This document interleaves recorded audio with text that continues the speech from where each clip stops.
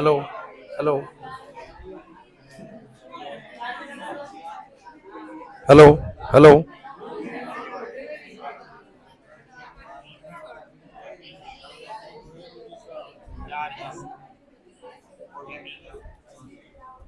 बच्चों बस भाई, सुनी थी लाइट बंद कराओगे बाहर की?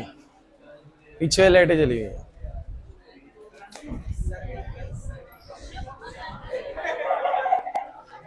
क्या कहना चाह रहा तू? बस आ जाओ। बच्चों देखो भाई, फिर वही बात बोलूंगा, पंखे बिल्कुल अपनी हाई स्पीड पे हैं और उनको हाई स्पीड पे रखना ही है ना अगर कंटिन्यूस में, तो आप लोगों को बिल्कुल चुप रहना पड़ेगा, ठीक है?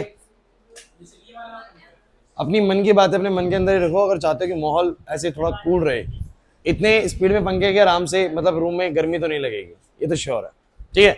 सो बोर्ड पे देखेंगे और अच्छे से पढ़ने में तभी मजा आता है जब थोड़े सारे बच्चे चुप हो ना, तो टॉपिक बढ़िया समझ में आता है। सो मैंने अब तक आप लोगों को इस चैप्टर के अंदर, आप लोग बहुत ज्यादा नहीं आगे आगे दिक्कत हो रही है बच्चों? ये लक्ष्य वाली लाइन जो है ना, हल्का सा पीछे आप हो सकते हो, जो भी जितना भी हल्का हल्का पीछे हो सकता है ना, जितना जितना स्पेस है उसके हिसाब से पीछे हो जाओ, जितना मैनेजेबल है। अबे वो हुए तू तो हो जा यार, जगह ही नहीं है। हो जाओ यार इन बच्चों को, हो जाओ।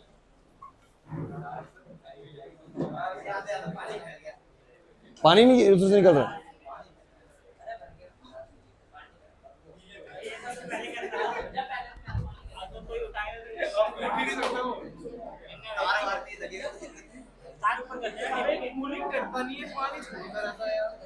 भाई अगर ये बंद हो जाए ना 5 मिनट के लिए, तुम्हें पता लग जाएगा। ये इतने बच्चों के हिसाब से जो ये इतना इसने मेंटेन रख रखा है ना, वो इसी की वजह से। तुम इसको 10 मिनट बंद करके यहाँ पर बैठ के दिखा दो, मैं बता रहा हूँ। यहाँ से वेंटिलेशन नहीं है बिल्कुल भी, इस रूम से वेंटिलेशन है ही नहीं, इसीलिए तो मैं रूम खुलवाता हूँ। किस चीज में? अबे पसीना आ जाएगा, ये बोल रहा हूँ मैं, नालायको। लेकिन बस अब मैंने बोल दिया मैक्सिमम कैपेसिटी, इसके बाद अब बच्चे ले भी नहीं रहे, और अब मना कर दिया बच्चों को। आपके इस बैच के बाद भी 4 से 5 इंक्वायरीज आई हैं 12th क्लास की, लेकिन सबको बिल्कुल मना कर दिया कि अब एक बच्चे को भी नहीं लेंगे सेंटर में, किसी को भी नहीं ले रहे हैं, बिल्कुल साफ डिनाई कर दिया कि भाई बैच में जगह नहीं है। आप में से कोई लीव करेगा तो किसी को लाएंगे, अदरवाइज नहीं लाएंगे, मना कर दिया सबको। नहीं तो बैठाने को जबरदस्ती हम 4 बच्चे और बैठा दें, तो यहाँ बैठा दो, है ना, लेकिन नहीं बैठाने, वो 4 बच्चे बैठाने नहीं है। सुनो भाई क्लास प्लीज, देखिए मैग्नेटिक इफेक्ट ऑफ करंट, बस मैंने आपको ये ब्रांच स्टार्ट कराई मैग्नेटिक इफेक्ट ऑफ करंट, लेकिन चैप्टर का नाम है मूविंग चार्ज एंड मैग्नेटिज्म। ये चैप्टर आपको बताता है, शुरुआत में एक्सपेरिमेंट शुरू हुआ और उसमें हमने ये समझा कि जब भी एक चार्ज पार्टिकल किसी मैग्नेटिक फील्ड में दाखिल होता है तो उसके ऊपर एक टर्निंग फोर्स लगता है। वो फोर्स कितना लगता है? तो फॉर्मूला था QVB sin थीटा, और किस डायरेक्शन में लगता है? It is given by Fleming's left hand rule. Magnetic field अंदर की तरफ है, वेलोसिटी इस तरफ है और फोर्स ऊपर की तरफ लगेगा, है ना? सो ये फोर्स ऊपर की तरफ लगेगा, कितना लगेगा? QVB sin theta. सो पहली बात ये थी कि when a charge particle enter in a magnetic field, it will experience a turning force. How much force? QVB sin theta, and in which direction it is acting? It is given by Fleming's left hand rule ना। 3 बातें मैंने आपको समझाई थी। उसके बाद मैंने तुम लोगों को इस चैप्टर में जब आगे लेके बढ़ा तो ये क्वेश्चंस मैंने तुम्हें करवाए कि कौन किस डायरेक्शन में जाएगा, और एक बड़ी जरूरी बात पे हम पहुंचे कि अगर वो पार्टिकल परपेंडिकुलरली एंटर कर रहा है, कैसे एंटर कर रहा है? देखो अंदर की तरफ मैग्नेटिक फील्ड है, वेलोसिटी ऐसे, व्हेन इट एंटर्स परपेंडिकुलरली तो पता लगा वो सर्कुलर पाथ में घूमेगा। क्यों? क्योंकि जैसे मैग्नेटिक फील्ड ऐसे है और वेलोसिटी ऐसे है, तो फोर्स ऐसे लगा, तो फोर्स ऐसे लगा, तो जब कोई चीज ऐसे जा रही थी और फोर्स ऐसे लग गया तो वो टर्न करेगा ऐसे। अरे क्योंकि उसके पास वेलोसिटी इस डायरेक्शन में थी, मतलब फोर्स इस डायरेक्शन में भी था, इसमें भी था, तो वो ऐसे बीच में से मुड़ेगा। जब वो ऐसे मुड़ा तो वेलोसिटी इस तरफ को होगी, याद करिए। अब वेलोसिटी उधर होगी तो ये रही मैग्नेटिक फील्ड, वेलोसिटी उधर की तरफ करो, ये वेलोसिटी है, फोर्स ऐसे लगने लग गया। फिर जब फोर्स ऐसे लगा तो वो वेलोसिटी ऐसी थी, वो ऐसी होगी। फिर वो वेलोसिटी ऐसे है तो मैग्नेटिक फील्ड ऐसे, वेलोसिटी ऐसे, फोर्स ऐसे लगा, फोर्स ऐसे लगा तो वो ऐसे होगी। तो पता लगा कि ये फोर्स बार बार अपनी डायरेक्शन को बोलो क्या करता है? चेंज करता है, क्योंकि वो जैसे मोड़ता है पार्टिकल को, पार्टिकल की वेलोसिटी की डायरेक्शन चेंज होती है, तो फोर्स की डायरेक्शन ही बोलो क्या हो जाती है? चेंज। और ये कंटिन्यूअसली फोर्स में सेंटर की तरफ एक्ट करता है, और ये इसको जो भी कोई फोर्स सेंटर की तरफ एक्ट करेगा वो सेंट्रीपिटल फोर्स की तरह काम करेगा और इस चीज को गोल घुमाएगा। ये सब करा चुका हूं मैं आप लोगों को, याद करिए, बहुत तसल्ली से हमने लास्ट क्लास में चीजें करी हैं। तो मुझे पता लगा था कि जो ये सर्कुलर पाथ में घूम रहा है, इसमें सेंट्रीपिटल फोर्स का काम कौन कर रहा है? बोलो QVB sin theta. So that Q B sine theta is equal to में M V square by R मैंने रख दिया था because centimetre force M V square by R ही होता है। थीटा मैंने बोलता 90 रखना पड़ेगा क्योंकि परपेंडिकुलरली एंटर कर रहा है। क्यू बी बराबर M V square by R, V से भी कट जाएगा, आर बराबर M V by Q B, मतलब कितने रेडियस वाले पाथ में वो घूमेगा circular path M V by Q B, मतलब मास वेलोसिटी और चार्ज और मैग्नेटिक फील्ड डिसाइड करते हैं कितना बड़ा रेडियस बनेगा। नहीं आया समझ में?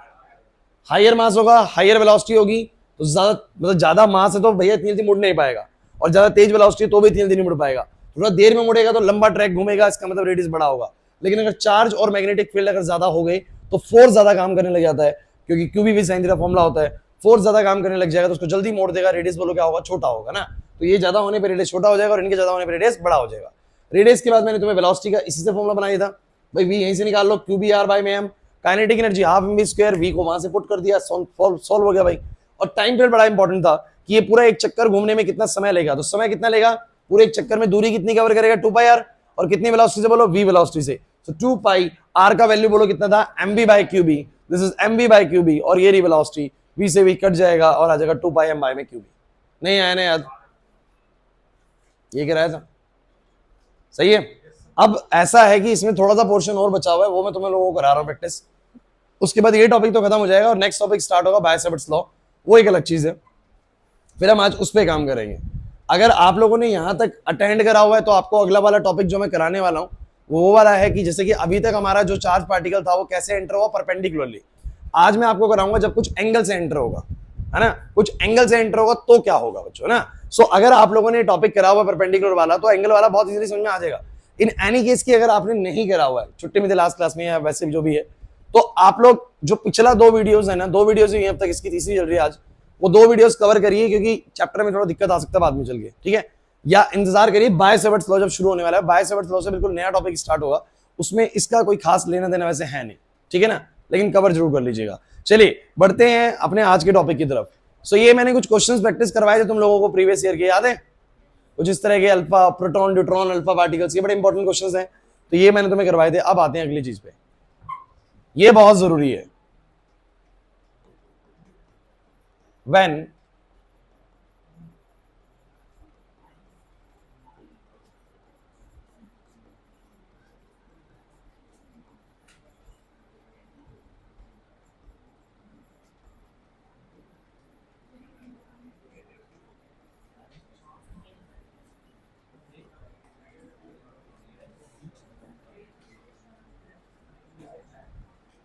बच्चों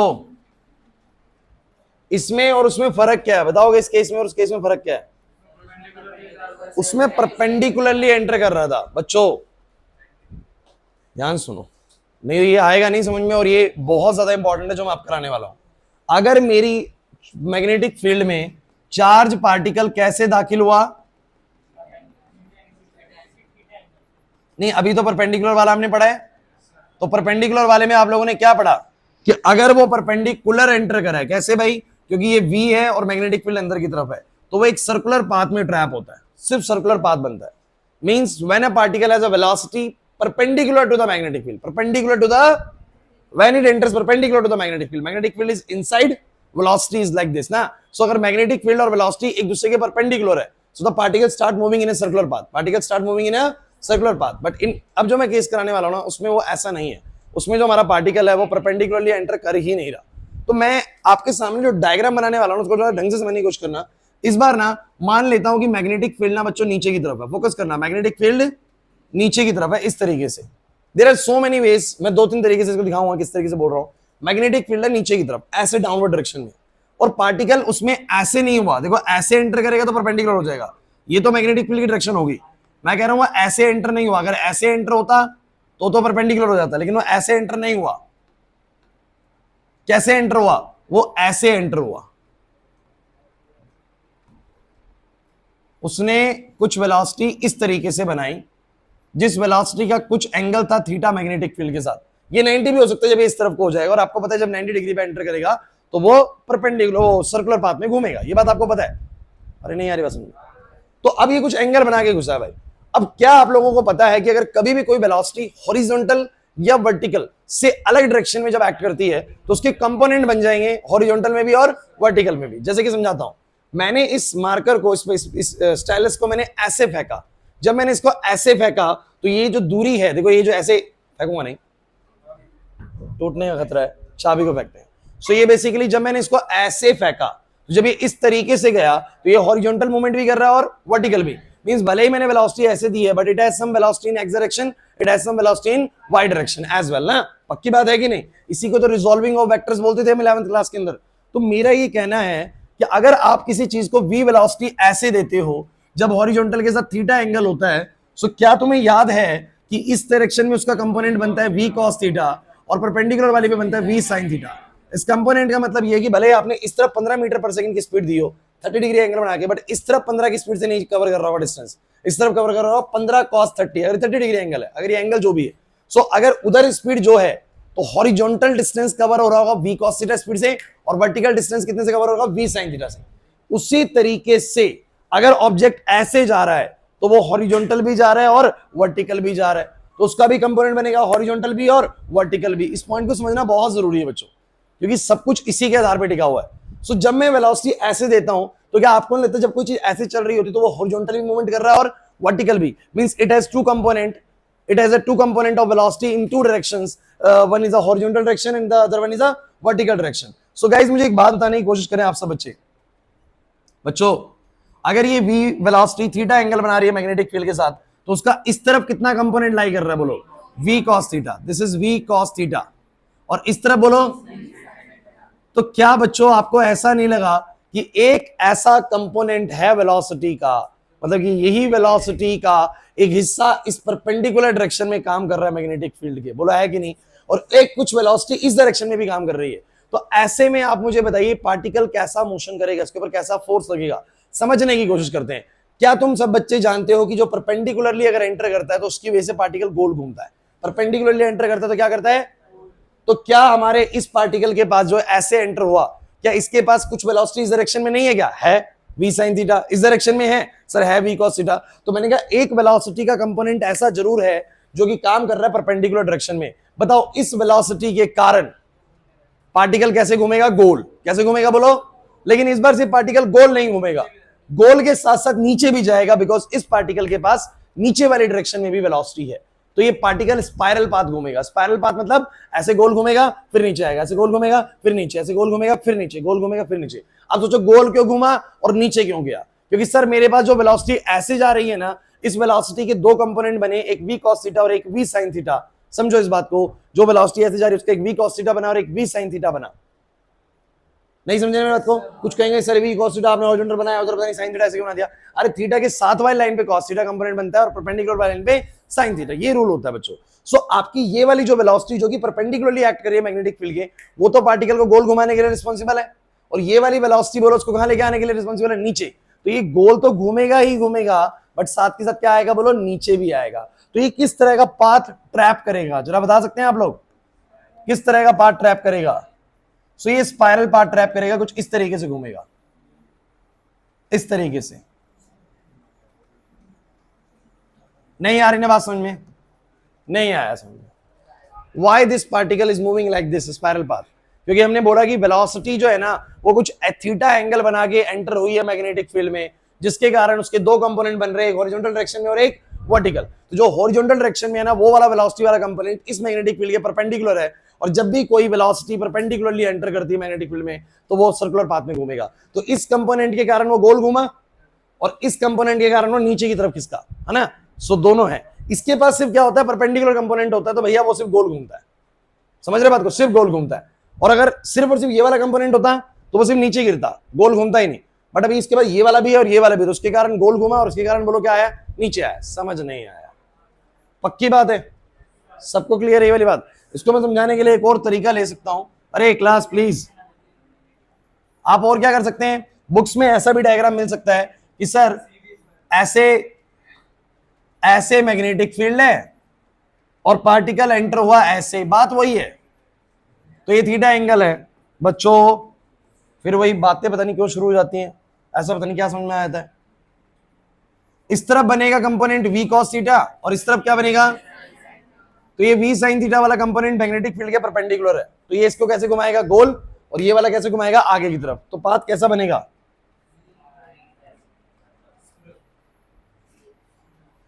वही चीज है, बस स्पाइरल बनेगा।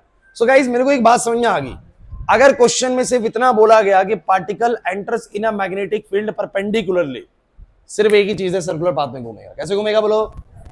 उसका रेडियस पता है मुझे, सर्कुलर पाथ का पता है सर, mv बाय क्यूबी, मुझे उसकी वेलोसिटी पता है, मुझे उसकी काइनेटिक एनर्जी पता है, मुझे उसका टाइम पीरियड पता है, मुझे उसकी फ्रीक्वेंसी पता है। लास्ट क्लास सब सिखाया गया था भाई, आप नहीं पढ़ रहे हो आपका फॉल्ट अब। और बहुत आसान चीजें, आप आसान चीजों को मुश्किल खुद बनाओगे, ध्यान रखना, क्योंकि जब चैप्टर आगे बढ़ेगा तो ये चीजें और थोड़ी सी कॉम्प्लेक्स होने लगेंगी, और आपने पिछला पढ़ नहीं रखा होगा तो फिर आपके लिए एक और चैप्टर हो जाएगा कि ये भी मुश्किल था। सो आप खुद बनाते हैं और बिल्कुल बेसिक से स्टार्ट कर रहे हैं चैप्टर को, धीरे धीरे डिफिकल्टी लेवल पे लेके जा रहे हैं। क्लियर हो रहा है कि नहीं हो रहा? सो मुझे लगता है ये वाली बात सबको समझ में आ जाती है।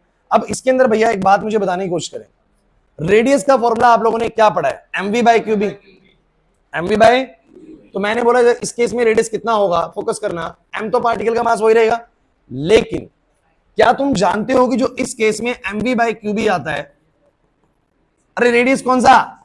सर्कुलर पाथ का रेडियस, सर्कुलर पाथ का रेडियस। बड़ी इंपॉर्टेंट बात बोलूंगा, ध्यान सुनना। मैं ये बोल सकता हूं ना, ओए क्लास इधर, ये वेलोसिटी का परपेंडिकुलर वाला कंपोनेंट है और ये वेलोसिटी का पैरेलल वाला कंपोनेंट है, समझे नहीं? ये वेलोसिटी का परपेंडिकुलर वाला कंपोनेंट और ये बोलो कैसा है, बोलो पैरेलल वाला, वो मैंने ऐसे सिंबल बना दिया। सो आप मुझे बताइए ये जो वेलोसिटी होती है कौन सी वेलोसिटी होती है, बोलो परपेंडिकुलर वाली। तो अगर मैं फॉर्मूले की तरफ ध्यान दूं तो मैं बोलूंगा मास तो वैसे ही रहेगा, बस यहां पर कौन सा कंपोनेंट आएगा वेलोसिटी का, परपेंडिकुलर वाला। अरे नहीं आ रहा समझ। और बोलो क्या आएगा, बोलो क्यूबी, चार्ज वही है, मैग्नेटिक फील्ड वही है, बस बदला क्या है सर, ये वेलोसिटी हम जो डालते थे कौन सी वेलोसिटी होती थी, तो गोले में घुमाने के लिए तो रिस्पॉन्सिबल यहां पर भी परपेंडिकुलर वाला ही कंपोनेंट है ना, तो जो रेडियस बनेगा वो तो उसी की वजह से बनेगा ना, रेडियस तो यहां भी बनेगा स्पाइरल का। तो मैंने बोला रेडियस बनेगा किसकी वजह से, बोलो परपेंडिकुलर कंपोनेंट ऑफ वेलोसिटी। और मुझे बताओ वो कितना है बच्चों, वो कितना है बोलो, v sin थीटा। मतलब सब बच्चे डायरेक्टली भी रख सकते हो कि इस बार रेडियस का फॉर्मूला क्या बनेगा, m, वेलोसिटी जो रिस्पॉन्सिबल है उसको गोल घुमाने के लिए वो v sin थीटा। क्या बोलो? तो v नहीं आके बोलो इस बार क्या आएगा, v sin theta divide by बोलो क्या आएगा, क्यूबी। इन एनी केस अगर चार्ज पार्टिकल परपेंडिकुलरली एंटर करा तो ये थीटा कितना हो जाएगा, 90। अरे what is this theta? Theta is the angle between the magnetic field and the velocity. If this become perpendicular, अगर वेलोसिटी ने परपेंडिकुलरली एंटर करा, लिखो मत, अगर वेलोसिटी परपेंडिकुलरली एंटर हुई ना नाजिया, तो थीटा कितना हो जाएगा 90 और sin 90 कितना हो जाएगा 1। फॉर्मूला अपने आप बन जाएगा mv बाय, लेकिन अभी कितना बनेगा, r इज इक्वल टू में mv sin theta divide by बोलो क्या, क्यूबी। मतलब कि अगर मेरा पार्टिकल 60 डिग्री का एंगल या 30 डिग्री का एंगल बना के दाखिल हुआ है मैग्नेटिक फील्ड के अंदर, 30 डिग्री का एंगल बना के, सो कितने रेडियस में घूमेगा, mv sin 30 अपॉन में बोलो क्या, क्यूबी। अरे नहीं आ रहा समझ, क्योंकि परपेंडिकुलर वाला मैंने कंपोनेंट ले लिया वेलोसिटी का, क्योंकि वही रिस्पॉन्सिबल है। क्लियर है कि नहीं? अब एक चीज और होती है बच्चों, इसको हम बुलाते हैं पिच। पिच से पहले हम निकालेंगे टाइम पीरियड। ओए फिर मौका मिलना चाहिए, बस तैयार बैठे हुए हैं। चलो टाइम पीरियड की अगर मैं बात करूं, प्रियांशु टाइम पीरियड कितना लगता है किसी भी चीज को घूमने में, 2πr भाई। और एक बात बताओ, ये जो 2πr घूमेगा वो किस वेलोसिटी से घूमेगा, v sin थीटा से, क्योंकि यही तो वो वेलोसिटी है जो उसके परपेंडिकुलरली ऐसे एक्ट करे इसको घुमाने के लिए, ये नीचे लाने के लिए ये वाली है, लेकिन गोल घुमाने के लिए कौन सी वेलोसिटी से, v sin थीटा। क्या आप याद करो यहां पर टाइम पीरियड का तुमने ड्राइव कैसे करा था, याद करो, 2πr डिवाइड बाय में तुमने क्या करा था, v, क्योंकि v वेलोसिटी से कवर हो रहा था। सो तुमने r को क्या रखा था, अरे ढंग से समझ लो, यही तो था, v से v कट गया था।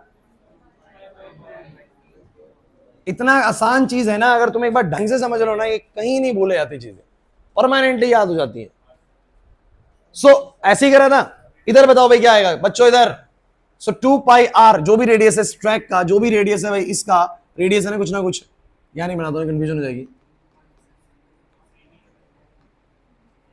जो भी रेडियस है भाई इस ट्रैक का, तो 2πr और डिवाइड बाय में वेलोसिटी जिससे ट्रैक घूम रहा है, तो कितनी वेलोसिटी से, बोलो v sin थीटा से।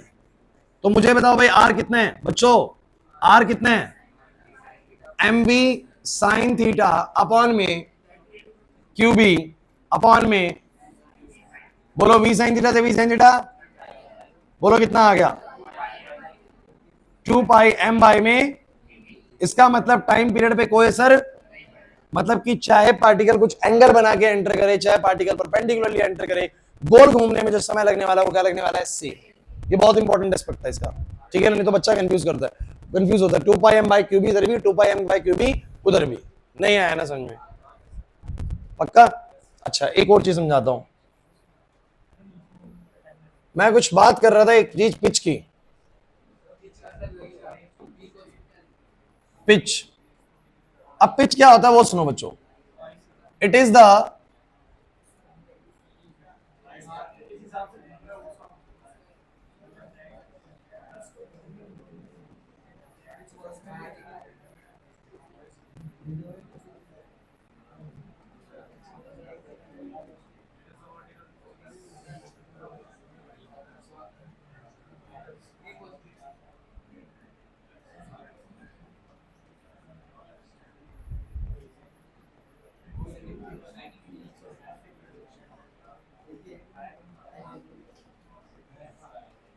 बच्चों, अबे खुद भी सोचा करो क्या चीज है। सुनो, ये वो वर्टिकल डिस्टेंस है जो हमारा हेलिकल पाथ के दौरान एक रिवोल्यूशन में कवर होता है। मतलब कि आप मुझे एक बात बताइए, जब ये पूरा एक चक्कर लगेगा तो ये अपनी जगह पे तो रहेगा नहीं, नीचे की तरफ भी आएगा। जब ये पूरा एक चक्कर लेता है तो कुछ नीचे आता है, कुछ नीचे आता है। इसको बोलते हैं पिच। क्या बोलते हैं इसको? तो पिच क्या होता है बच्चों? पिच बोलते हैं इसको, मैं यहां दिखा देता हूं। ये वाली दूरी जो है ना, इसको बोलो, क्या बोलोगे आप लोग? पिच। पिच कुछ नहीं है, एक रिवोल्यूशन के दौरान, एक हेलिकल पाथ के दौरान, जो ये हेलिकल पाथ बन रहा था उसमें एक पूरे चक्कर के दौरान, मान लो यहां से पार्टिकल ने चलना शुरू किया तो ये घूमते हुए नीचे यहां पर ही आएगा, तो पूरे एक चक्कर के दौरान वो कितना नीचे आ गया, कितना नीचे, दैट इज पिच। तो पिच क्या बोला? It is vertical distance covered by the particle. इस डायग्राम में वर्टिकल डिस्टेंस है, इसमें तो हॉरिजॉन्टल हो जाएगा। So it is the vertical distance covered by the particle in one revolution during its helical path. एक रिवोल्यूशन के दौरान वो हेलिकल वाले पाथ पर कितना दूरी कवर कर रहा है, वो उसका बोलो क्या? पिच है। और पिच निकालना बच्चों कुछ भी मुश्किल नहीं है, क्योंकि सुन लीजिए, ए क्लास, पिच कितना आएगा? पिच आएगा भाई, एक बात बताओ सब बच्चे, उसने बोला एक रिवोल्यूशन के दौरान वो कितना नीचे आया। एक रिवोल्यूशन में कितना समय होता है? Capital T. अरे 2 पाई एम बाई क्यू बी, एक रिवोल्यूशन में इतना समय लग रहा है। और मुझे बताइए कितना नीचे आया, तो मुझे बताओ नीचे की तरफ वेलोसिटी कितनी है, बोलो v cos थीटा। तो अगर किसी के पास नीचे की तरफ वेलोसिटी v cos थीटा है और एक रिवोल्यूशन के अंदर वो कितना नीचे आ जाएगा पता लगाना है, तो वेलोसिटी इनटू में टाइम ही तो करना है। वेलोसिटी इनटू में, अरे जैसे कोई बोले कि नीचे की तरफ स्पीड है 2 मीटर पर सेकंड, कितनी बोलो? 2 मीटर पर सेकंड, और एक चक्कर लगाने में मान लो 3 सेकंड लगते हैं, कितने सेकंड लगते हैं बोलो? तो नीचे की तरफ अगर 2 मीटर पर सेकंड और 3 सेकंड लगते हैं एक चक्कर लगाने में, तो कितना नीचे की जाएगा? 6 मीटर। अरे मैं वैसे बता रहा हूं वैल्यू वाइज, नहीं समझे ना? नीचे की तरफ स्पीड है 2 मीटर पर सेकंड, हर सेकंड में कितना नीचे बढ़ रहा है? 2 मीटर। 3 सेकंड में एक चक्कर लग रहा है, तो उस एक चक्कर के दौरान ये कितना नीचे बढ़ जाएगा? 6 मीटर। नहीं आ रही बात। तो नीचे की तरफ वेलोसिटी कितनी है? v cos थीटा, और एक चक्कर में कितना समय लग रहा है? 2 पाई एम बाई में क्यू बी, यानी बोलो कैपिटल टी। सो मैं बोलूंगा सीधा पिच कितना होगा, बोलो v cos थीटा इनटू में बोलो क्या? Capital T. नहीं आ रहा समझ में? कितना आ जाएगा जरा बताओ ए क्लास? टी का वैल्यू हो गया 2 पाई एम बाई में क्या बोलो? क्यू बी, और आ गया v cos थीटा। क्या आ गया? This is basically the pitch. So pitch पूछता है, टाइम पीरियड पूछता है, रेडियस पूछता है इन केसेस के अंदर। क्लियर हुआ या नहीं हुआ? पक्की बात है? उस केस में पिच की बात ही नहीं करनी, सर्कुलर पाथ है तो पिच बनती ही नहीं है। क्लियर हुआ कि नहीं हुआ? क्योंकि वहां 90 और cos 90 जीरो हो जाएगा, तो पिच कितनी होती है? जीरो। पिच बनती ही नहीं है इस केस में, क्योंकि वो बेसिकली हेलिकल पाथ बनाता ही नहीं है, और पिच वही दूरी होती है जो हेलिकल पाथ के दौरान एक रिवोल्यूशन के दौरान वो बनती है। नहीं आ रहा समझ में? बहुत सिंपल चीज है, मैं बताऊं ना, अगर आप लोगों को परपेंडिकुलर वाला केस समझ में आ गया ना, तो ये सर्टेन एंगल वाला केस कैसे करना है ये मुझे नहीं लगता कि बहुत मुश्किल है। क्या लग रहा है आप लोगों को? पक्की बात है? थीटा जीरो होगा, यहां पर कितना हो जाएगा? साइन जीरो, तो रेडियस वाला पाथ ही नहीं बनेगा। बेसिकली तीनों को परपेंडिकुलर होना बहुत जरूरी है। In any case when theta is zero, guys आप लोग सोच के देखिए, when theta is zero means particle enters in a magnetic field parallelly. तो भैया थीटा को जीरो करो, साइन जीरो जीरो हो गया, रेडियस कितना होगा? जीरो। रेडियस बनेगा ही नहीं, पाथ बनेगा ही नहीं। क्लियर हो रहा है? और इसका एक बहुत सिंपल सा लॉजिक है कि ऐसे केस में फोर्स ही नहीं लग पा रहा। क्यों नहीं लग पा रहा? कौन बताएगा? क्योंकि फोर्स होता है क्यूबीबी, और v और b के बीच का एंगल होता है थीटा। अगर वो पार्टिकल एंटर कर गया पैरेलली, जिस डायरेक्शन में मैग्नेटिक फील्ड है उसी में एंटर कर गया, परपेंडिकुलर करा ही नहीं एंटर, पैरेलली एंटर कर गया, थीटा कितना हो जाएगा? जीरो। साइन जीरो कितना? जीरो। फोर्स कितना लगेगा? फोर्स ही जीरो लगेगा, तो फिर वो घूमेगा किस बात का? तो गाइस दो बातें याद रखें, दो बातें, अरे क्लास इंपॉर्टेंट है। अगर वो एंटर हुआ परपेंडिकुलरली, तो कैसे घूमेगा? सर्कुलर पाथ में। कैसे घूमेगा? उस सर्कुलर पाथ का रेडियस, उस सर्कुलर पाथ की वेलोसिटी, उस सर्कुलर पाथ में kinetic energy, time period, frequency, ये सब सिखाया था। बट अगर परपेंडिकुलरली ना एंटर करके 60 डिग्री, 30 डिग्री, 45 डिग्री कुछ एंगल बना के एंटर कर रहा है, तो मैं कहूंगा कि वो सर्कुलर पाथ के साथ साथ हेलिकल पाथ मूव करेगा। मतलब गोल तो घूमेगा घूमेगा, बट एक सर्टेन डायरेक्शन में ऐसे हेलिकल्स बनाता हो जाएगा। क्लियर हुआ कि नहीं हुआ? क्योंकि सर ऐसे में वेलोसिटी के कितने कंपोनेंट बनते हैं? दो कंपोनेंट बन जाते हैं, एक v cos थीटा और एक v sin थीटा। एक कंपोनेंट मैग्नेटिक फील्ड के परपेंडिकुलरली एक्ट करता है और एक बिल्कुल उसके अलोंग एक्ट करता है। तो जो परपेंडिकुलर वाला होता है उसके कारण पार्टिकल गोल घूमता है, और जो अलोंग एक्ट करता है वो उसको उसी डायरेक्शन में पार्टिकल को हेलिकल घुमाता चलता है। सिंपल सा फैक्ट है। रेडियस का फॉर्मूला लगाना था तो वैसे mv बाय क्यू होता है, लेकिन यहां पर कौन सी वेलोसिटी रिस्पांसिबल है? v sin theta. So mv sin theta by में क्यू। नहीं आ रहा ना समझ में सचिन? मुश्किल नहीं है, एक बार आप देख लीजिए, इस पे नजर डाल लीजिए, मेरे को लगता है आ जाना चाहिए। क्लोज करूंगा फिर मैं इसको। बताओ, आसान है? बिल्कुल आसान है।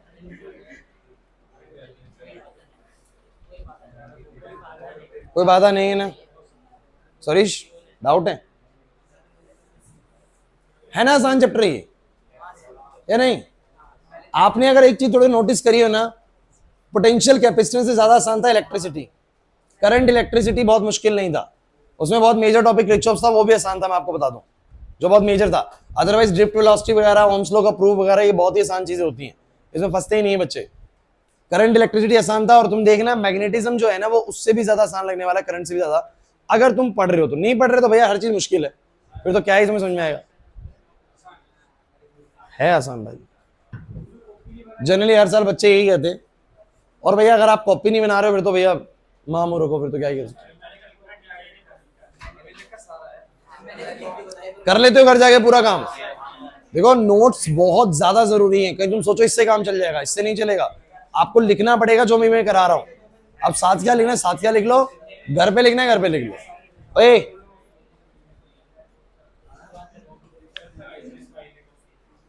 फिनिश करूं, आगे बढ़ूं? बाय से स्लो करते हैं, चलिए नेक्स्ट स्लो करते हैं भाई। हाँ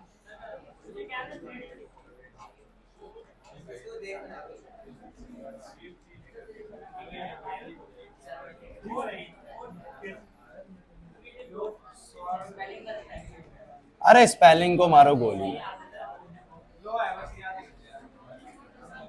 स्पेलिंग का क्या लेना है? सुनो भाई, अब ना, ओए बस भाई, अब चैप्टर में एक लॉ स्टार्ट होगा, और ये अब थोड़ा सा अलग हो जाएंगी चीजें। इस लॉ का नाम है बायो-सेवर्ट्स लॉ, ठीक है? और बड़ा इंपॉर्टेंट है भाई, बहुत इंपॉर्टेंट है, मतलब इसके ऊपर आएंगे एग्जाम में क्वेश्चंस। क्या सुना? नहीं का होगा और किसका होगा? क्या कहता है वो समझिए भाई। एक बात सब बच्चों ने 10th क्लास में पढ़ ली थी कि करंट कैरिंग कंडक्टर्स जो है अपने चारों तरफ क्या बनाते हैं? Magnetic fields. सबको पता है, a current carrying conductor can produce magnetic field around itself. Agree और नॉट? कैसे बनाता है? क्या तुम्हें याद है? उसके लिए तुम थंब रूल यूज करते थे बेसिकली। जैसे कि मान लो कि अगर करंट ऐसे है, करंट ऐसे है, तो बताओ कैसी बनेगी मैग्नेटिक फील्ड? थंब रूल लगाओ। और मैं आप लोगों को एक बहुत बेसिक रूल बता रहा हूं, इस थंब रूल को ऐसे याद करो। यहाँ पर देखो भी, ए रुको, उसका दिमाग भी नहीं, इधर देख लो, इधर देखो भाई क्लास, ये बेसिकली मेरे पास यहां पर थंब रूल है, और इस थंब रूल में एक ना मॉडिफिकेशन आप लोग सही से करना, कि आप लोगों को सिर्फ इसमें ये पता है कि अगर ये करंट हो तो ये मैग्नेटिक फील्ड है ना? इसमें मैं नई मॉडिफिकेशन करो, अगर ये करंट है तो ये मैग्नेटिक फील्ड है, बट अगर ये करंट है ना तो ये मैग्नेटिक फील्ड है। ये बताया गया था आपको 10th क्लास के अंदर?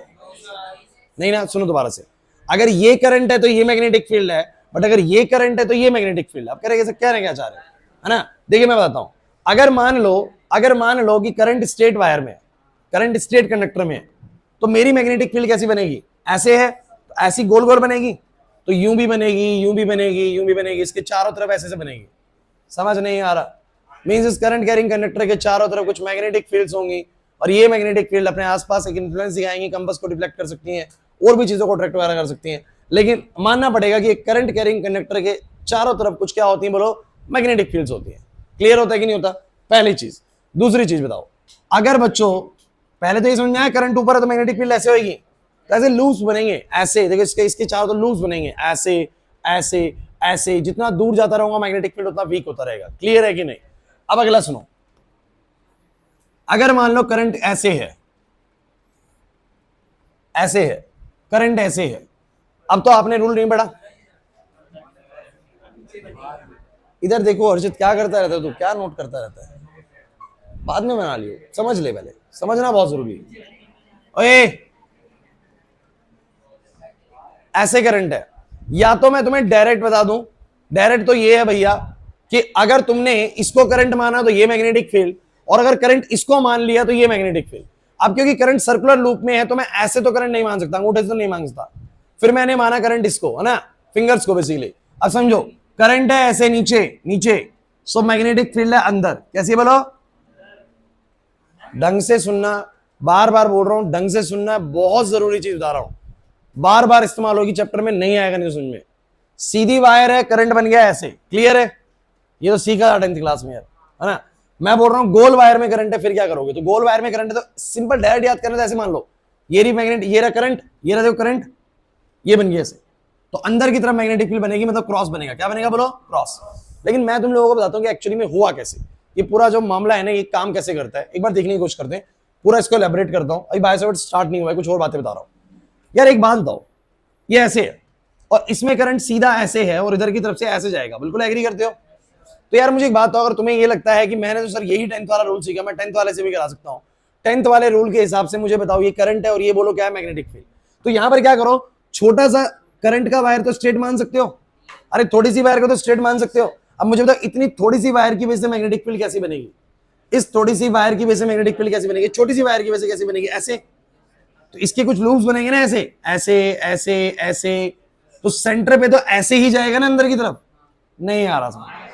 दूसरा सुनो, ये वाला ही करंट कैरिंग कंडक्टर जब यहां पहुंचेगा, यहां यहां ऐसे ऐसे, तो मुझे बताना जरा, ऐसे चल रहा होगा ना पूरे में, तो ये करंट ऐसे है, अंगूठा फिर वही करंट है भाई, ये करंट है, तो ये करंट है, और बोलो ये बनेंगे इसके चारों तरफ, समझ नहीं आ रहा, तो ये ऐसे बनेंगे, चारों ऐसे बनेंगे, मतलब ऐसे ऐसे ऐसे ऐसे, लेकिन डायरेक्शन पे ध्यान थोड़ा देना जरूरी है। ध्रुव, यहां ऐसे था तो मुझे बताओ ऐसे लूप्स बने, और सेंटर पे कैसे बनी? अंदर कैसे बनी बोलो? अब यहां वाले को भी स्ट्रेट मान लो, कैसे मान लो? स्ट्रेट। तो स्ट्रेट मान लो इस तरीके से, अंगूठा ऐसे स्ट्रेट, आपने यही रूल पढ़ा, मैं इसी से बताने की कोशिश कर रहा हूं। ये स्ट्रेट मान लिया, अब स्ट्रेट मान लिया तो बोलो कैसे बनेंगे? ऐसे कॉइल्स बनेंगी, ऐसे लूप्स बनेंगे, ऐसे ऐसे बना तो सेंटर पे क्या बनेगी? अंदर। कैसे बनेगी? इसकी वजह से कैसे बनी थी? अंदर। चलो इसकी वजह से बताओ भाई, इसकी वजह से। अब ये भी एक स्ट्रेट वायर है, छोटी सी स्ट्रेट वायर है, समझो, तो ये ऐसे है, ऐसे ऐसे लूप्स बनेंगे, लूप्स लूप्स लूप्स अंदर। अरे नहीं आ रही बात समझ। सो ये क्लियर हो रहा है? इधर बताना, ए इधर बताओ, ऐसे है, ऐसे बन रही है, ऐसे बन रही है, तो भी बोलो कैसे जाएगी? अंदर की तरफ जाएगी। और आपके जरिए चार कोने उठा लिया आपने, बीच का भी उठा के देखो, अरे यार कैसे मर्जी ले लो, ऐसे मान लो, ऐसे मान लो छोटी सी करंट कैरिंग वायर, तो बताओ कैसे बनेगी? बनेगी ऐसे, तो ऐसे ऐसे ऐसे ऐसे, सेंटर से तो अंदर जाएगी। तो कहने का मतलब ये है कि अगर मेरे पास, दिखाना एक बार कोई कड़ा दिखाना, अगर अगर अगर मेरे पास इस तरीके से एक सर्कुलर करंट कैरिंग कॉइल है, एक सर्कुलर करंट कैरिंग कॉइल है, तो अगर मान लो करंट इसमें ऐसे ऊपर की तरफ है, तो इसकी वजह से अंदर जा रही है, इधर से तो इसकी वजह से अंदर जा रही है, इधर से इसकी वजह से अंदर जा रही है, इसकी वजह से अंदर, तो सबकी वजह से ऐसे गोल गोल लूप बन रहे होंगे। और नेट शेल क्या नजर आ रहा होगा? नेट शेल आपके लिए क्या नजर आ रहा होगा? देखो ना, ऐसे करंट जा रहा है, सो नेट शेल यहां से अंदर, यहां से अंदर, यहां से अंदर, समझ रहे बात को? तो नेट शेल आपको नजर आ रहा होगा ऐसे गोल गोल गोल गोल बनकर सबकी तरफ से अंदर फील्ड जा रही है, सबकी तरफ से अंदर, और अंदर घूम के वापस बाहर भी आती कि नहीं आती? अरे तभी तो लूप बन रहे हैं। शायद इमेजिनेशन अच्छा नहीं कर पा रहे इस बार। क्या क्या क्या नजर आ रहा है आप लोगों को? कहीं कड़ा नजर आ रहा है? अबे सोच के देखो, इसमें करंट चल रहा है ऊपर से ऐसे करके, ऐसे करंट चल रहा है, मैग्नेटिक फील्ड का गुच्छा नजर आ रहा हो, किस तरीके से बताओ जरा? अरे किस तरीके की नजर आ रही है? ऐसे ऐसे गोल गोल लूप बन रहे हैं यहां पर, ऐसे बन रहे हैं यहां पर, ऐसे बन रहे हैं यहां पर, ऐसे बन रहे हैं, हर जगह बन रहे हैं। और आपको नजर आ रहा होगा बाहर से तो अंदर की तरफ जा रही है, और फिर घूम के वापस आ रही है, घूम के वापस आ रही है, इधर से घूम के वापस आ रही है, इधर से घूम के वापस आ रही है। पता नहीं क्या कर रहे हैं सर को बहुत बढ़िया समझ में आ गया, हमें नहीं आया कुछ भी। आया समझ में? क्या कहना मैं? नहीं आया बॉयज? इतना इमेजिनेशन अच्छा है ना? सो बच्चों, लेकिन इतना कॉम्प्लिकेशन हम कभी पैदा नहीं करेंगे। हम एक सिंपल सा रूल याद रखेंगे यार। हम ये कहेंगे कि अगर ये करंट है तो ये मैग्नेटिक फील्ड है, और ये करंट है तो ये मैग्नेटिक फील्ड है। सेम बोल दिया मैंने? ये करंट है तो ये मैग्नेटिक फील्ड है, और अगर ये करंट बन गया तो ये क्या बन जाएगी?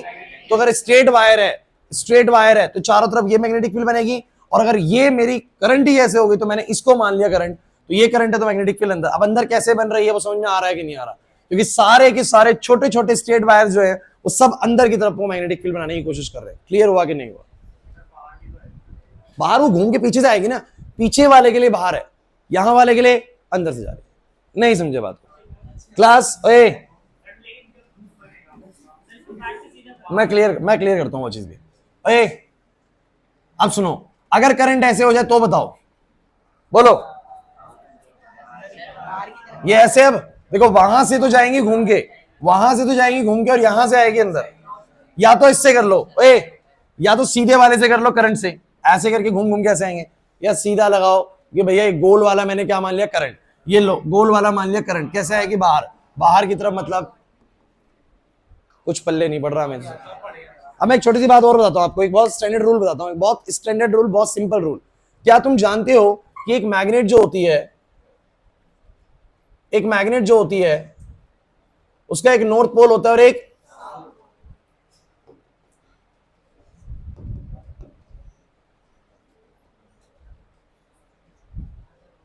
क्या बन गई? ठीक है, सो ये नॉर्थ है और ये साउथ है, तो एक पोल नॉर्थ है और एक पोल साउथ है।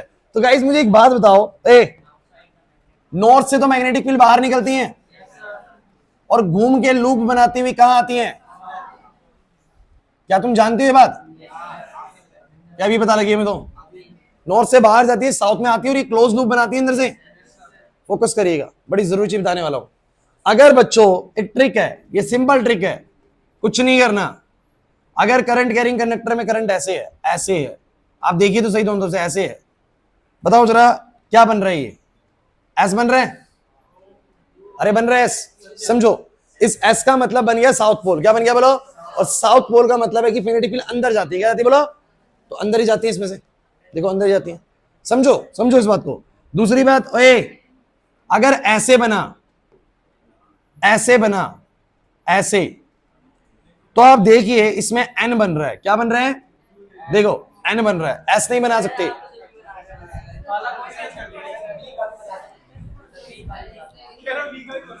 अबे सुनो, मेरी बात सुनो, क्योंकि मैंने इसलिए बताया है, इसमें बताऊंगा तुम्हें मैं क्या चीज बताना चाह रहा हूं। ध्यान सुनो, अगर आप ऐसे बना रहे हो तो ही तो एस बन सकता है, क्योंकि एस में जो उसके मोशंस है ना, जो उसका डिजाइन है वो क्लॉकवाइज डायरेक्शन जैसा डिजाइन है, कि यहां से घूम रहा है ऐसे करके, है कि नहीं? और अगर मैं एन को देखूं तो उसके डायरेक्शंस देखो किस तरीके से एरोज बनाते हैं, लास्ट में एंटी क्लॉकवाइज पैटर्न बनाते हैं। क्या बनाते हैं बोलो? Anti clockwise. तो ये जो पैटर्न है वो एन को इंडिकेशन दे रहा है, आप बना के देखो। और ये वाला किसको बोलो? एस को। एक बार यार बताना आप लोग, इसमें मुझे एक बार एस बना के दिखाना, कैसे बनाओगे? कसम, तो बना देंगे, ऐसे बना देंगे हम तो। फिर कैसे बनाओगे? बताओ कैसे बनाओगे? हमें समझो यार, तुम कैसे बनाओगे? यूं बना दोगे? ये तो है नहीं बन गया, तुम अरे इधर सीधा कर दूंगा, ऐसे बन जाएगा। भैया ध्यान समझिए, आप लोग अगर लॉजिकली एस्पेक्ट पे जाएंगे ना, तो क्लॉकवाइज में एस बनता हुआ नजर आता है और एंटी क्लॉकवाइज में एन बनता हुआ नजर आता है। इसका फायदा बताता हूं क्या है।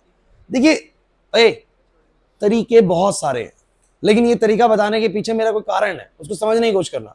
ये मेरे पास जो इसमें करंट नीचे की तरफ है, ऐसे है, इसको मैंने दो तरीके से तुम लोगों को समझा दिया। क्लास चुप रहो, मैंने दो तरीके से तुम लोगों को समझा दिया। दो तरीके क्या?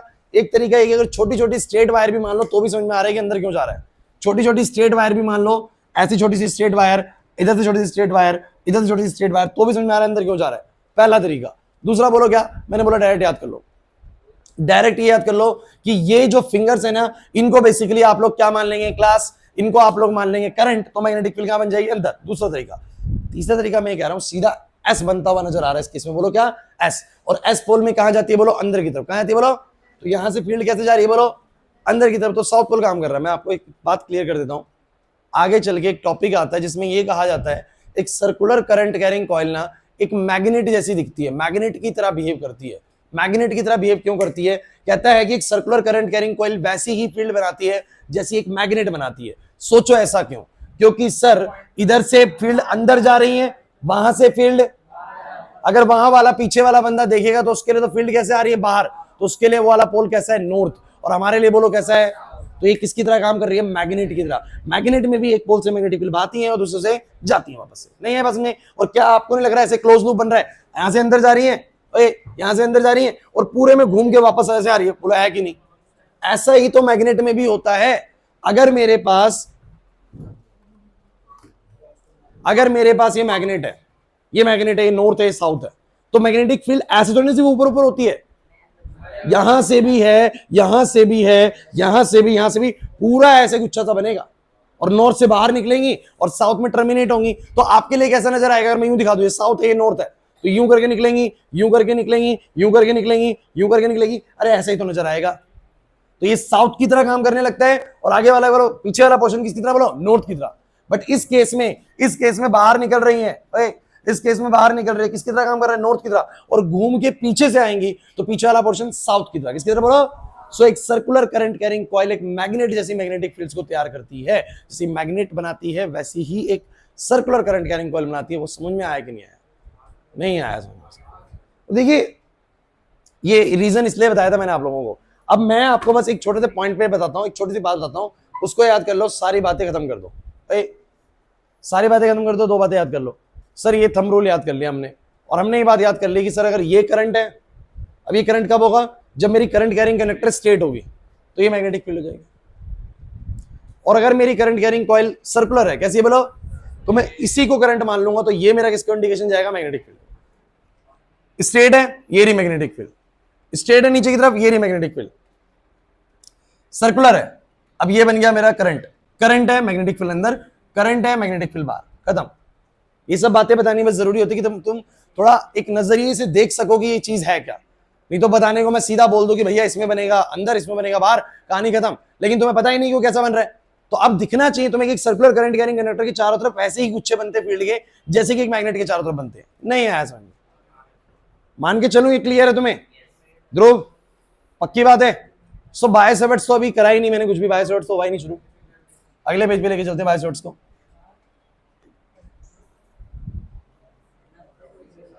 हाँ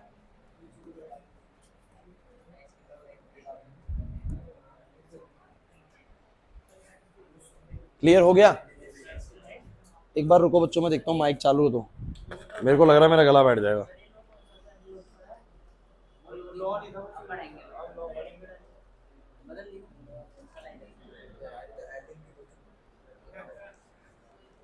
अबे पहले चीजें बढ़ाता था, अब पंखे तेज हो गए तो बच्चों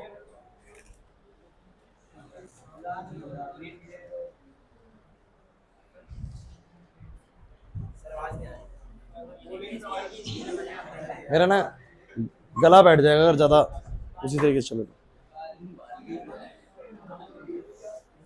चलो भाई, अबे आवाज नहीं आ रही, खराब हो गया क्या?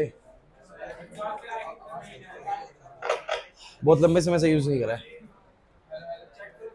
चलो देखते हैं आ जाएगी आवाज। क्लास बायोसेवर्ट्स लॉ की बात कर रहे हैं ना? सो बायोसेवर्ट्स लॉ, एक सेकंड रुकी जाओ। Hello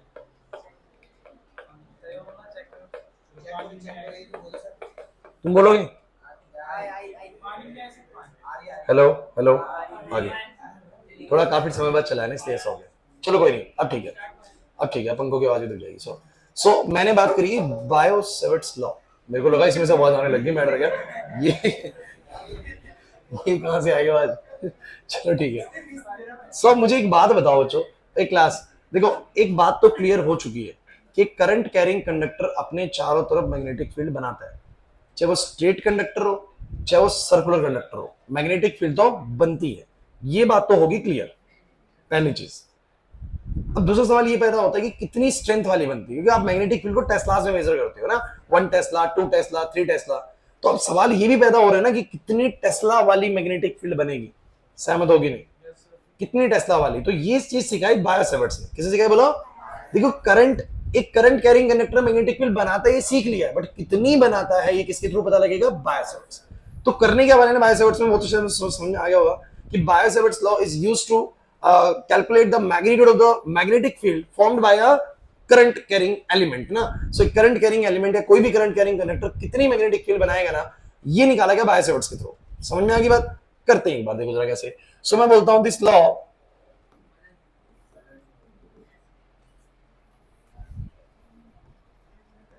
is used to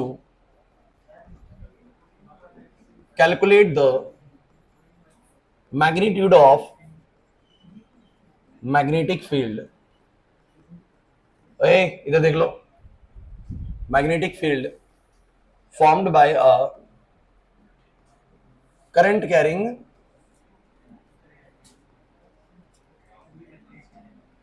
element।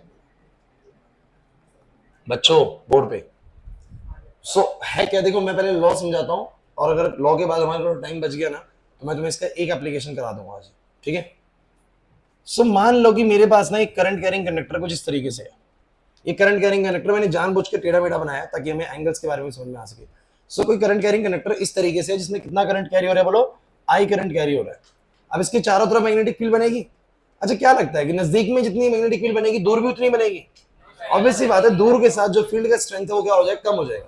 Same like charge की जो जितना दूर जाता हूं इलेक्ट्रिक फील्ड का स्ट्रेंथ उतना ही बोलो क्या होता है? कम होता है। तो वैसे ही इससे जितना दूर जाऊंगा मैग्नेटिक फील्ड की स्ट्रेंथ भी क्या होगी? कम होगी। अब मैं तुम लोगों को एक सिंपल सी चीज बताता हूँ, बायो-सैवर्ट्स ने क्या कहा। बायो-सैवर्ट्स ने कहा कि इस करंट कैरिंग कंडक्टर के चारों तरफ मैग्नेटिक फील्ड बनेगी, ये बात तो बिल्कुल करेक्ट है। अब कितनी बनेगी किसी पॉइंट पे, मैं उसका आपको एक टेक्निक बता रहा हूं। उसने कहा कि मान लीजिए कि आप इस पी पॉइंट पे मैग्नेटिक फील्ड निकालना चाह रहे हो, इस पी पॉइंट पे आप क्या निकालना चाह रहे हो? Magnetic field. और आप लोग इस पूरी करंट कैरिंग कंडक्टर की वजह से निकालना चाह रहे हो, तो वो कहता है कि मैं पूरे करंट कैरिंग कंडक्टर की वजह से तो नहीं बताऊंगा, मैं आपको बेसिकली एक छोटा सा एलिमेंट ले लो। मान लो एक छोटा सा करंट एलिमेंट ले लो जिसका मैंने लेंथ ले लिया बच्चों, डीएल लेंथ। कितना ले लिया बोलो? डीएल लेंथ, बहुत छोटी सी लेंथ है इस वायर पे, और उसमें करंट है बच्चों आईडी। आई मतलब आई करंट है उसमें, क्या है बोलो? आई करंट है, और डीएल उसकी बोलो क्या है? लेंथ है। This is a very small length, very small element ना। मैंने बोला कि एक बहुत बड़ी वायर है और मैंने उसमें एक छोटा सा एलिमेंट लिया, बोलो कितना एलिमेंट? बोलो डीएल एलिमेंट, जिसमें कितना करंट कैरी हो रहा है? बोलो आई करंट कैरी हो रहा है। और मुझे इस पी पॉइंट पे बोलो क्या बताना है? Magnetic field. तो वो कहता है सुनते चलो, इंपॉर्टेंट चीज है, थोड़ी देर में समझ में आएगा लेकिन आ जाएगा पक्का। तो ये छोटा सा करंट एलिमेंट ना अपने से पी दूरी मतलब आर दूरी पर जो एक पी पॉइंट है ना, वहां पर कितनी मैग्नेटिक फील्ड बनाएगा? तो मैंने कुछ कुछ पैरामीटर ले लिए। करंट आई है, छोटा सा एलिमेंट डीएल है, कितनी दूरी पर? बोलो आर दूरी पर। और ये जो एलिमेंट है ना वो उसके साथ थीटा एंगल बना रहा है। कितना एंगल बना रहा है? बोलो। जैसे कि मैटर करेगा ना, पी पॉइंट सामने है तो ये थीटा बिल्कुल 90 भी हो सकता है। थोड़ा सा इधर है तो बोलो थीटा कुछ ना कुछ 60 डिग्री हो सकता है। थोड़ा सा इधर है पी पॉइंट, तो भैया इस वाले एलिमेंट की वजह से वहां मैग्नेटिक फील्ड थोड़ी कम भी बन सकती है। लॉजिकल बात है ना कि ये वाला एलिमेंट वहां कैसे मैग्नेटिक फील्ड बनाएगा। तो एंगल का हिसाब किताब थोड़ा सा लगता है। जैसे कि आप सोच भी सकते हो कि अगर बिल्कुल सामने होगा तो मैग्नेटिक फील्ड बहुत बढ़िया बनेगी, थोड़ा सा इधर होगा तो इसकी वजह से मैग्नेटिक फील्ड कम बनेगी। तो एंगल भी मैटर करता है कि जिस जगह पर तुम मैग्नेटिक फील्ड पूछ रहे हो वो करंट एलिमेंट से उस जगह की जो बेसिकली वेक्टर है, बेसिकली जो हम डिस्टेंस वेक्टर देखेंगे एक तरीके से, वो किस डायरेक्शन में है बेसिकली ना। तो थीटा पर भी डिपेंड करेगा कि कितना मैग्नेटिक फील्ड बनेगा। तो ये कहता है कि अगर एक छोटा सा मैंने करंट एलिमेंट लिया जिसको मैंने बोला आइडियल, क्या बोला? बोलो आइडियल। क्यों? क्योंकि डीएल एलिमेंट है, उसमें करंट आई है, और जिस पॉइंट पे मैग्नेटिक फील्ड निकालने की बात कर रहा हूं वो दूरी यहाँ से आर है, थीटा एंगल पर वो अलाइंड है वो पॉइंट जो है यहाँ से। तो यहां पर भी जो मैग्नेटिक फील्ड बनेगी बच्चों, एक छोटी सी बात बताओ, कितनी मैग्नेटिक फील्ड बनेगी? थोड़ी सी मैग्नेटिक फील्ड बनेगी। इसको स्मॉल मैग्नेटिक फील्ड बोला मैंने। क्या बोला? बोला स्मॉल। अरे यार थोड़ा सा करंट एलिमेंट है तो क्या मैग्नेटिक फील्ड बहुत बड़ी बनेगी क्या? जैसे कि आप लोग याद करें, एक पॉइंट चार्ज अपने से आर दूरी पर इलेक्ट्रिक फील्ड बनाता है 1/4πε0 क्यू बाय में आर स्क्वायर। तो वैसे ही छोटा सा करंट एलिमेंट अपने से आर दूरी पर जो मैग्नेटिक फील्ड पैदा करता है वो दी गई बायो-सैवर्ट्स लॉ के अकॉर्डिंग कि म्यू नॉट अपॉन में 4 पाई, म्यू नॉट अपॉन में क्या? 4 pi I D L sine theta divide by में आर स्क्वायर। फोकस करना भाई, मैं बहुत जरूरी चीज का डील कर रहा हूं, आप लोगों को समझ में आना बहुत जरूरी है। Mu not upon 4 pi I dl sine theta by में क्या? R square. और ये जो थीटा था ना, ये थीटा किस किस के बीच का एंगल था? थीटा किस किस के बीच का एंगल है? डीएल वेक्टर और आर वेक्टर, डीएल वेक्टर और angle between current element and r vector. R vector और डीएल वेक्टर के बीच का एंगल है। फोकस करना, बड़ी जरूरी चीज सिखाने वाला हूं, ध्यान से सुनना है आप लोगों को। सो ये आपने बोला कि भैया जो स्मॉल मैग्नेटिक फील्ड बनेगी कितनी बनेगी? Mu naught upon 4 pi. Mu not upon 4 पाई क्या होता है, जैसे कि आप लोगों को याद है इलेक्ट्रिक फील्ड वालों में कांस्टेंट था 1 upon 4 pi epsilon not. 1 upon 4 पाई, ज्यादा चक्कर में मत पड़ना, इसकी कोई जरूरत ही नहीं है, मैं बता रहा हूं। सीधा याद रखो, जैसे उसमें कांस्टेंट होता है 1 अपॉन 4 पाई एप्सिलॉन नॉट, और तुम्हें पता है वो 1 अपॉन 4 पाई एप्सिलॉन नॉट क्यों आया था, मीडियम की वजह से। किसकी वजह से बोलो, कि कोई मीडियम कितना अलाउ करता है इलेक्ट्रिक फील्ड को। तो बस ये समझ लो कि मैग्नेटिक फील्ड के लिए भी तो मीडियम डिपेंडेंसी दिखाएगा ना। सो वहां पर 1 अपॉन 4 पाई एप्सिलॉन नॉट होता है, यहां पर बोलो क्या होता है, mu not upon 4 pi. Mu not upon, और ये जो म्यू नॉट अपॉन 4 पाई होता है ना, इसका वैल्यू होता है बच्चों, इस म्यू नॉट अपॉन में 4 पाई का जो वैल्यू होता है ना, वो होता है 10 to the power -7। 10 to the power means इस म्यू नॉट का जो वैल्यू होता है बच्चों, होता है 4 पाई इंटू में 10 की पावर कितना, -7। इसको बुलाते हैं परमिएबिलिटी ऑफ मीडियम। क्या बुलाते हैं, परमिएबिलिटी ऑफ मीडियम। वो क्या थी बताओ जरा, अरे वो क्या थी, वो थी परमिटिविटी ऑफ मीडियम। ये क्या बोलो, परमिएबिलिटी ऑफ मीडियम। ये भी वही बताती है कि मैग्नेटिक फील्ड को कितना अलाउ करेगी कितना नहीं। ज्यादा चक्कर में नहीं पड़ना है इसके, बिल्कुल भी सीधा फॉर्मूला याद करो। एक छोटा सा मतलब मान लीजिए कि मेरे पास एक पूरी वायर है, इंपॉर्टेंट है ध्यान सुनना। ए प्रियांशु इधर, ये चीज मिस होगी दिक्कत हो जाएगी भाई, बार बार बोल रहा हूं। एक मेरे पास किसी भी तरह का करंट कैरिंग कंडक्टर है, सीधा है, सुनो, सीधा है करंट कैरिंग कंडक्टर, गोल है करंट कैरिंग कंडक्टर, या वट एवर, जैसा मर्जी है, जैसा मर्जी है। इसने कहा कि जो इसके चारों तरफ मैग्नेटिक फील्ड बनेगी, मैं उसका तुम्हें पूरा का फॉर्मूला तो नहीं बता सकता, लेकिन मैं इतना बता सकता हूं कि छोटा सा डीएल एलिमेंट, छोटा सा डीएल एलिमेंट, इसका भी छोटा सा डीएल एलिमेंट, इसका भी कोई छोटा सा डीएल एलिमेंट, अपने से जिस दूरी पे आप मैग्नेटिक फील्ड निकालना चाह रहे हो उस दूरी तक को आर ले लो, उस दूरी तक को बोलो क्या ले लो, करंट एलिमेंट जहां तुमने लिया उससे दूरी कितनी ले लो, बोलो आर। फिर जिस पॉइंट पे वो अलाइंड है, मतलब जिस पॉइंट पे वो है, जो तुम आर लोगे और डीएल लोगे, इसके बीच में एक एंगल बनेगा थीटा। क्या बनेगा बोलो। तो अगर ये सारी चीजें तुम्हें पता लग जाती, तो वहां पर जो स्मॉल मैग्नेटिक फील्ड इसकी वजह से बनेगी वो कितनी बनेगी, म्यू नॉट अपॉन 4 पाई, जिसका वैल्यू 10 की पावर -7 है। आइडियल, आइडियल बोलो क्या, आई पता होगा, डीएल छोटा सा करंट एलिमेंट है वो पता होगा, थीटा क्योंकि एंगल तो पता ही होगा, डिवाइड बाय आर स्क्वायर। सारी वैल्यू पुट करो, आपको स्मॉल मैग्नेटिक फील्ड पता लग जाएगी। कुछ नहीं है, अभी ज्यादा सोचना ही नहीं है, बस आपको ये सोचना है कि क्या तुम्हें बायो-सैवर्ट्स का एक थीम समझ में आया, कि बायो-सैवर्ट्स ने ना किसी भी पूरे कंडक्टर की वजह से कितनी मैग्नेटिक फील्ड बनेगी सिखाया नहीं। सृष्टि इंपॉर्टेंट चीज है। सो बायो-सैवर्ट्स ने सिर्फ क्या सिखाया बोलो, मैं कह रहा है कि पूरे कंडक्टर की वजह से मैं नहीं सिखा रहा हूं, मैं सिर्फ और सिर्फ तुम्हें सिखा रहा हूं कि छोटा सा एलिमेंट अगर तुम उसमें लेते हो, छोटा सा एलिमेंट उस पर लेते हो, और उससे आर दूरी पे तुम्हारा पॉइंट है जहां पर तुम मैग्नेटिक फील्ड पूछ रहे हो, तो वो आर लेते हो और वो एंगल लेते हो जिसपे वो आर इस डीएल से अलाइंड है बेसिकली, तो तुम्हारी जो स्मॉल मैग्नेटिक फील्ड बनेगी कितनी बनेगी बोलो, v naught upon 4 pi, v naught upon, कर देते भी काम, और कहीं बैठी है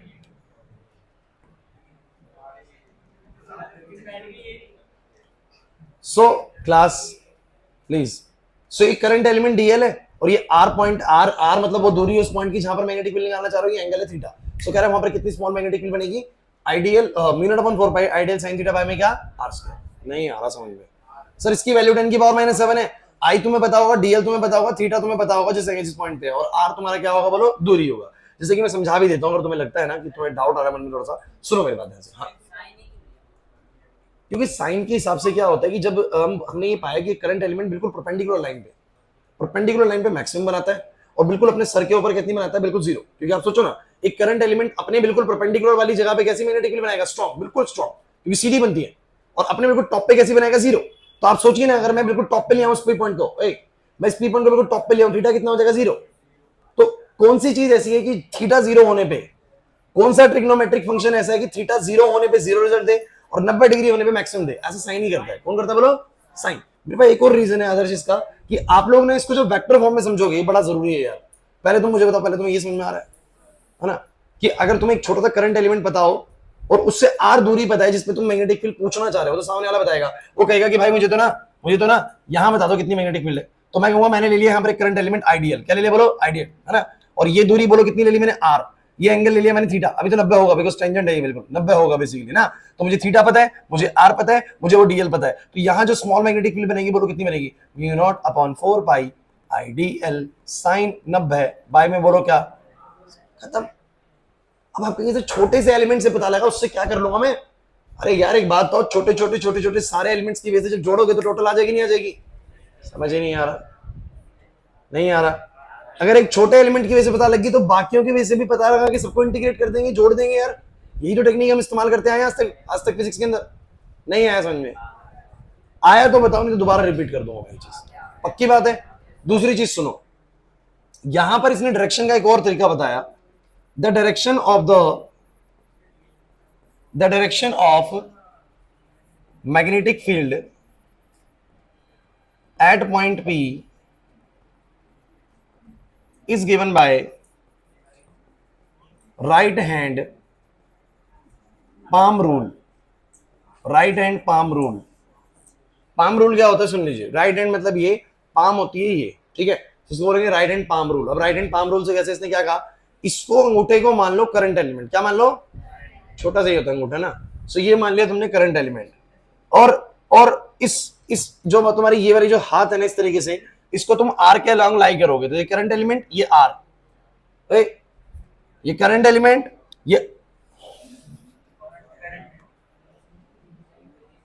ये करंट एलिमेंट, ये आर बन गया। सो कह रहे हैं कि जो इसके हाथ से पाम बेसिकली जब जिस तरफ इशारा कर रही है, जैसे पेन लगा दिया मैंने, ये समझे, अंदर की तरफ, किसकी तरफ बोलो, ये करंट एलिमेंट, ये आर, मैग्नेटिक फील्ड अंदर की तरफ, क्योंकि ये पाम से ऐसे पाम पे बेसिकली आप इस तरीके से पेन को लगा सकते हैं और आप सोचेंगे ये करंट एलिमेंट, ये आर, तो ऐसे अंदर की तरफ, तो कहां की तरफ बनेगी बोलो, अंदर की तरफ। अरे राइट हैंड थंब रूल जैसा ही है यार, राइट हैंड थंब रूल ने स्मार्टली पाम रूल को समझाया था। राइट हैंड थंब रूल ने क्या करा, ऐसे गया, ऐसे था, ऐसे घुमा दिया, कह रहे लो पेन की जरूरत ही नहीं है ना, नहीं समझे, ये डीएल बना दिया, ये आर बना दिया, जो पाम जिस तरफ परपेंडिकुलर बनाती है उसने ऐसे घुमा दिया, लो बन गया केस, ये लो ऐसे बन गई, अंदर ही जाएगी। But actual rule palm rule था। 10th क्लास में आपको पाम रूल बताते ही नहीं, 10th क्लास में थंब रूल कर देते हैं। चीज वही है, अरे यार पाम रूल में ऐसा है, थंब रूल में कहा कि मार्कर की जरूरत नहीं है, ऐसे कर देंगे, सही है ना, नहीं आ रहा समझ में। सो इसने कहा the direction of the magnetic field at a point is given by the right hand palm rule. Right hand palm rule, तो इसको एक्सप्लेन करने की जरूरत नहीं है, आपको वैसे समझ में आना चाहिए। अब देखो यार, इस पे बेसिक डेरिवेशन कराऊं या वो नेक्स्ट में करोगे, क्योंकि मेरे को लग रहा है बहुत जल्दबाजी में हो जाएगी और लास्ट में वेक्टर फॉर्म नहीं है, मैं अभी नहीं कराऊंगा वेक्टर फॉर्म। अरे इसकी तो वेक्टर फॉर्म ले 1 मिनट में हो जाएगी, ले इसकी तो वेक्टर फॉर्म मैं अभी करा दूंगा, लेकिन मैं तुम्हें वो कंफ्यूजन में डालना नहीं चाहता था, इसलिए मैं नहीं करा रहा था, बस रुको। अरे इसकी वेक्टर फॉर्म करने में 2 मिनट लगेंगे, सुन लो, एक क्लास सुन लो। अगर कभी आ जाए ना कि इसकी वेक्टर फॉर्म लिखो तो एक लफड़ा है भाई, ध्यान सुनो। इसकी वेक्टर फॉर्म जब मुझे लिखनी है ना, क्योंकि ये इसकी डायरेक्ट मैग्नीट्यूड है, बट वेक्टर फॉर्म होती है कि वेक्टोरिकली कैसे लिखा जाएगा। तो यार एक बात बताओ, ये थीटा किस किस के बीच का एंगल है, डीएल और आर के बीच का। इसकी वेक्टर फॉर्म लिखी जाती है ऐसे, मैं समझा दूंगा ऐसे क्यों लिखी गई है। डीवी वेक्टर बराबर में म्यू नॉट अपॉन में 4 pi I DL vector cross R vector divide by में क्या, आर की। अब आप कहोगे सर ये क्या माजरा है भाई, सुनिए एक सिंपल सी बात है यार, मैं आपको एक छोटी सी बताता हूं। एक इधर ये भी वेक्टर क्वांटिटी, ये भी वेक्टर क्वांटिटी है और रिजल्ट भी वेक्टर है, तो दो वेक्टर क्वांटिटीज का प्रोडक्ट अगर वेक्टर ही आता है तो रिजल्ट मतलब क्रॉस प्रोडक्ट होता है। कैसा होता है बोलो, क्रॉस।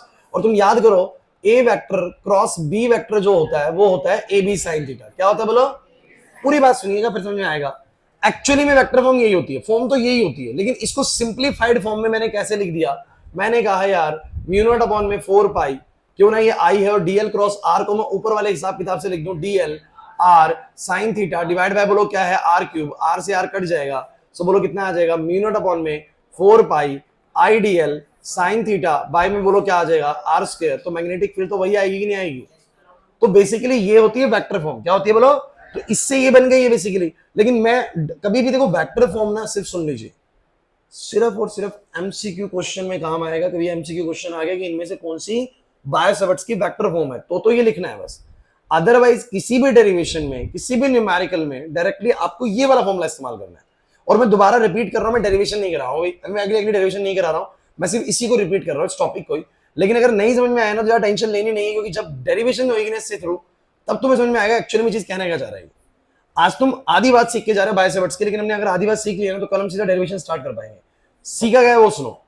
हमें ये पता लग चुका था, हमें ये पता लग चुका था कि करंट कैरिंग कंडक्टर अपने चारों तरफ क्या बनाता है, मैग्नेटिक फील्ड। हर्ष यहाँ पर एक करंट कैरिंग कंडक्टर अपने चारों तरफ क्या बनाता है, चाहे वो स्ट्रेट करंट कैरिंग कंडक्टर हो, चाहे वो सर्कुलर करंट कैरिंग कंडक्टर हो, चाहे वो जिगजैग करके कैसा मर्जी हो।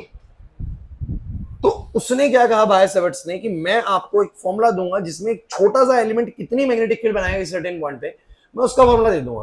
अभी छोटे से क्या होगा भाई, तो छोटे से एलिमेंट से पता लग गया तो बाकी सभी छोटे एलिमेंट्स के निकाल लेना और टोटल कर देना। यही तो कंसेप्ट लगना चाहिए। अरे नहीं आ रहा समझ। तो इसने बस ये कहा कि पूरी भले ही वायर आई हो, लेकिन अगर मैं एक छोटा सा डीएल एलिमेंट उस वायर पे कंसिडर कर रहा हूं तो ऑब्वियसली बात है छोटा सा ही होगा, लेकिन इसमें करंट तो है ना, तो ये तो मैग्नेटिक फील्ड बनाएगा ना, हाँ थोड़ी मैग्नेटिक फील्ड बनाएगा, डी भी मैग्नेटिक फील्ड। तो एक छोटा सा करंट एलिमेंट कितनी मैग्नेटिक फील्ड बनाएगा किसी सर्टेन पॉइंट पे जिस पे आप चाह रहे हैं, वो कई बातों पर डिपेंड करता है, जैसे कि उसमें कितना करंट है उस रियल एलिमेंट पे, फिर वो जो पॉइंट है वो यहां पर होता तो थीटा अलग होता, यहां होता तो थीटा अलग है, और यहां होगा तो थीटा और अलग है। बोला एग्री करते हो कि नहीं करते? बिल्कुल सर पे आ जाएगा, जीरो हो जाएगा, बिल्कुल जीरो बनाएगी मैग्नेटिक फील्ड वहां पर, क्योंकि थीटा यहां पर रख भी लेना, साइन जीरो जीरो आ जाएगा, क्योंकि जब बिल्कुल ऐसे हो जाएगा ना, देखो ऐसे आ जाएगा आर, मतलब पी पॉइंट बिल्कुल इसके सर के ऊपर आ जाएगा, तो इन दोनों के बीच का एंगल जीरो बन जाएगा, और ऐसे में मैग्नेटिक फील्ड वहां पर नहीं बनाएगा, बिकॉज एक करंट कैरिंग कंडक्टर ऐसे में सिर्फ अपने चारों तरफ मैग्नेटिक फील्ड बनाता है, अपने सर के ऊपर नहीं बना सकता। समझो इस बात को। तो उसने बोला कि एक करंट कैरिंग एलिमेंट कितनी मैग्नेटिक फील्ड किसी सर्टेन पॉइंट पे बनाएगा, उसने बोला उसमें कितना करंट है वो डिसाइड करेगा, वो एलिमेंट कितनी लेंथ का वो डिसाइड करेगा, किस एंगल पर आप पॉइंट, मतलब किस एंगल पर आप मैग्नेटिक फील्ड पूछ रहे हैं, मतलब कहां पूछ रहे हो, ऊपर नीचे दाएं बाएं कहां पूछ रहे हो, वो भी डिसाइड करेगा, मतलब एंगल, और कितनी दूर पूछ रहे हो कितनी, और आपको भी लगता है दूरी भी डिसाइड करेगी, एंगल भी डिसाइड करेगा, करंट कितना है वो भी डिसाइड करेगा, और एलिमेंट कितना बड़ा है वो भी डिसाइड करेगा। खुद नहीं लगता क्या तुम लोगों को? लगता है ना? तो वही तो उसने बोला कि जो मैग्नेटिक फील्ड बनेगी ना उसकी वजह से, उस एलिमेंट की वजह से कितनी बनेगी, म्यू नॉट अपॉन 4 पाई, इसका टेंशन लेना नहीं, कांस्टेंट है भैया 10 की पावर -7, और कह रहे हैं जितना करंट होगा, जितना बड़ा एलिमेंट होगा, और जितना बड़ा साइन थीटा होगा, साइन थीटा मतलब ऐसे जैसे कि साइन 90 होगा तो मैक्सिमम होगा, साइन 0 होगा तो 0 होगा, जितने ज्यादा ये चीजें होंगी ना उतना ज्यादा मैग्नेटिक फील्ड बनेगा, और आर ज्यादा होगा तो मैग्नेटिक फील्ड बोलो क्या बनेगा, कम बनेगा। क्या बनेगा बोलो? एंड इट ऑल्सो बोलो द इनवर्स स्क्वायर लॉज, जैसे कि वो चार्ज वाला सिस्टम होता है ना, दूरी दुगनी बढ़ाने पर फील्ड 1/4 हो जाती है, वैसे यहां पर भी दुगनी बढ़ाने पर फील्ड 1/4 हो जाती है, इसलिए आर स्क्वायर आया नीचे। तो इसने तो बस एक फॉर्मूला दे दिया भाई, अभी कुछ नहीं करा है, एक छोटा सा करंट एलिमेंट अपने से आर दूरी पर कितनी मैग्नेटिक फील्ड बना रहा होगा उसका फॉर्मूला याद करो सब बच्चे आज। Mu naught upon 4 pi I D L, क्योंकि जो एलिमेंट है वो साइन थीटा, थीटा टेंशन लेना नहीं है क्योंकि सर एलिमेंट और वो जो आर है, अगर यहां पॉइंट होगा तो सीधा भी होता 90 डिग्री होता, कहीं और होगा तो कुछ और एंगल होगा, जो भी एंगल है whatever, so sine theta divide by बोलो क्या आएगा, आर स्क्वायर। क्या तुम्हें सारे पैरामीटर नजर आ रहे हैं? नहीं आ रहे नजर। तो इतनी मैग्नेटिक फील्ड बनाएगा एक छोटा सा करंट एलिमेंट अपने से आर दूरी पे। तो आपको छोटे करंट एलिमेंट की सीखनी है, बाकी की बात हम नेक्स्ट क्लास में सीखेंगे, ये थोड़ी थोड़ी थोड़ी थोड़ी जोड़ जोड़ के नेट कितनी बन जाएगी। क्लियर हुआ कि नहीं हुआ? तो एक current carrying element magnetic field बनाता है, ये बात समझ में आ चुकी है, बट कितनी बनाता है ये बात अब शुरू हो चुकी है, और हमने पूरे की वजह से नहीं सीखी। अभी अभी देखो मैंने नेक्स्ट क्लास में क्या चलने वाला है तो बता देता हूं। हम बताएंगे एक सीधी करंट है आई, अपने से आर दूरी पे कितनी मैग्नेटिक फील्ड बनाएगी, एक सर्कुलर करंट है जिसमें आई चल रहा है, अपने से सेंटर पे कितनी बनाएगा, एक सर्कुलर करंट है आई जिसमें आर ऐसे है, तो बताओ अपने से एक्सिस पे कितनी मैग्नेटिक फील्ड बनाएगा। ऐसे क्वेश्चंस आएंगे, समझ में आ रहा है? मींस बार बार अब जो अगले डेरिवेशन है वो किस बात में है कि मेरे पास फलाना ढिकाना तरह के करंट कैरिंग कंडक्टर्स हैं, स्ट्रेट, सर्कुलर, सर्कुलर के सेंटर पे बताओ मैग्नेटिक फील्ड, सर्कुलर के एक्सिस पे बताओ मैग्नेटिक फील्ड। आपसे बार बार एक क्वेश्चन करने वाला है कि करंट कैरिंग कंडक्टर अपने चारों तरफ कितनी स्ट्रेंथ वाली मैग्नेटिक फील्ड बना रहा है, और इसके लिए भैया बायो-सेवर्ट्स ने बस एक टेक्निक दे दी है। बायो-सेवर्ट्स ने बता दिया है कि मैं पूरे की वजह से तो नहीं बता रहा हूं, मैं पूरे करंट कैरिंग कंडक्टर की वजह से तो मैग्नेटिक फील्ड नहीं बता रहा हूं, लेकिन आपको एक स्मॉल करंट एलिमेंट कितनी मैग्नेटिक फील्ड बना के देगा वो बता दे रहा हूं। कितनी देगा? Mu naught upon 4 pi I dl sine theta by में क्या, आर स्क्वायर। ये सब बातों पर डिपेंड करेगा, करंट कितना है उस पर भी, एलिमेंट कितना लंबा लिया उस पर भी, किस एंगल पर आप पूछ रहे हैं मैग्नेटिक फील्ड वो भी, और कितनी दूरी पे पूछ रहे हैं वो भी। तो ये बस इतना याद करके जाना है आपको, अभी ज्यादा टेंशन लेनी नहीं बाकी बात की। इतना समझ में आ गया? और क्या तुम लोगों को ये एंगल वाला बात समझ में आई थी कि जब मैग्नेटिक फील्ड, ये तो समझ में आ गया होगा इजीली है ना, और ये वाली बात समझ में आई थी जब कुछ सर्टेन एंगल पे एंट्री लेगा तो क्या क्या होगा? पक्का क्लियर हो रहा है सबको? भाई देखो पढ़ लो सब बच्चे घर पे, तसल्ली से पढ़ दो, मैं आपको बता रहा हूं, अगर तुमने सिस्टमैटिक वे में शुरू के चैप्टर्स अच्छे कर लिए ना, आपको बाकी के चैप्टर्स के लेना सिर्फ चाहे क्लास नहीं पढ़ लेना, वो इतने आसान हो जाते हैं आने वाले चैप्टर्स में। आपको रियलिटी बता रहा हूँ, नेक्स्ट 50% तो सिलेबस जो फिजिक्स का रहता है ना, बाद में जो रहता है वो इतना आसान है कि सिर्फ क्लास में ढंग से पढ़ते चलेंगे तो भी हो जाएगा, बट इसके लिए थोड़ा सा डेली बेसिस पे जितना क्लास में करा रहे हो उतना घर पे पढ़ लो। शुरुआती सिलेबस ही थोड़ा सा पेचीदा है, बस यही लगा लो सबसे मुश्किल जो चल रही है चीजें, बस इनसे मुश्किल नहीं है आगे सिलेबस, आगे का बहुत आसान है इनसे। तो यहाँ मेहनत कर लो, कहीं सोचा कि बाद में मेहनत करनी तो बाद में तो भैया वो आसान वाली चीजें वैसे ही हो जाएगी, ये फंस जाएगा। तो आपको बार बार कह रहा हूँ शुरू के चैप्टर्स मजबूत करो, ये जितना मजबूत होगा उसका भैया रिजल्ट बहुत बढ़िया आएगा, ध्यान रखना, ठीक है? फिनिश करें, कल क्लास नहीं है आप लोगों की, संडे कल, ठीक है? अभी फ्री करना पड़ेगा, छोड़ना पड़ेगा, कोई दिक्कत नहीं है, एक आध दिन अभी तुम्हारे पेपर भी चेक नहीं हुए हैं, मेरे को उसके लिए भी टाइम निकालना है। सो कल तो नहीं रखेंगे कोई क्लास, कल ऑफ है आप लोगों का। ए क्लास सुनो, कल तो आप लोगों की छुट्टी है, कल पेपर वगैरह देखते हैं, एक आध सब्जेक्ट का आपका रिजल्ट भेज देंगे, ठीक है, मंडे को एज यूजुअल टाइमिंग पे क्लास है आप लोगों की। दूसरा, जिन भी बच्चों की फीस ड्यू चल रही है भाई अभी तक, पिछले मंथ की या इस मंथ की, आपने इस मंथ की भी सबमिट करानी थी आपको 10 तारीख तक, जिस भी बच्चों की चल रही है, ठीक है। सो नेक्स्ट क्लास तक सबमिट जरूर कराएगा, नहीं तो अब रिकॉर्ड बनने लग रहा है, मैम को दे दिया गया है, और वो फिर क्लास में बोलेंगे इस चीज को, ठीक है। जाओ।